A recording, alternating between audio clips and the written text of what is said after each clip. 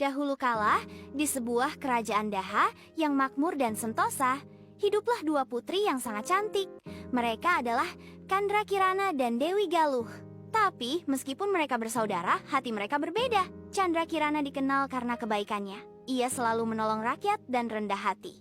Berbeda dengan Dewi Galuh, ia memiliki hati yang iri. Ia tidak suka melihat Kandra Kirana disayang oleh rakyat dan calon suaminya Raden Inu Kertapati. Dewi Galuh berkata dengan iri, "Aku tak bisa membiarkan dia menikah dengan Raden Inu. Aku harus menyingkirkannya." Lalu, Dewi Galuh menyuruh penyihir jahat untuk menyihir Kandra Kirana menjadi seekor keong emas.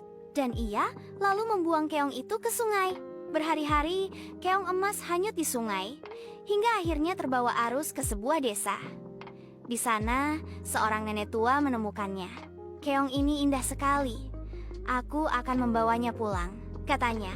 Setiap hari, si nenek bekerja keras di ladang.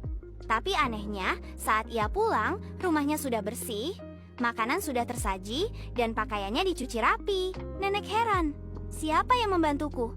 Tak ada orang lain di sini." Suatu hari, si nenek pura-pura pergi, lalu mengintip dari luar jendela. Betapa terkejutnya si nenek. Dia melihat seorang gadis cantik di dalam rumahnya sedang memasak. Nenek lalu menyapa gadis itu, "Siapakah kamu, wahai putri cantik? Dan dari manakah asalmu?" "Aku adalah putri kerajaan Daha yang disihir menjadi keong oleh saudaraku sendiri. Tapi aku ingin membalas kebaikan nenek dengan membantu nenek setiap hari," kata Chandra Kirana. Setelah itu, putri Chandra Kirana berubah menjadi keong emas lagi. Si nenek pun tersentuh. "Ya ampun anakku, jangan khawatir. Nenek akan membantumu untuk kembali ke istana." Di saat yang sama, Raden Inu Kertapati terus mencari tunangannya. Ia menyamar menjadi rakyat biasa, berkelana dari desa ke desa.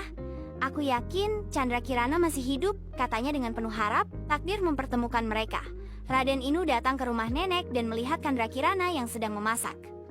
Dan dari pertemuan itu, sihir itu pun akhirnya hilang. Raden Inu kemudian memboyong tunangannya beserta nenek yang baik hati tersebut ke istana, dan Kandra Kirana menceritakan perbuatan Dewi Galuh pada Raja Kertamarta.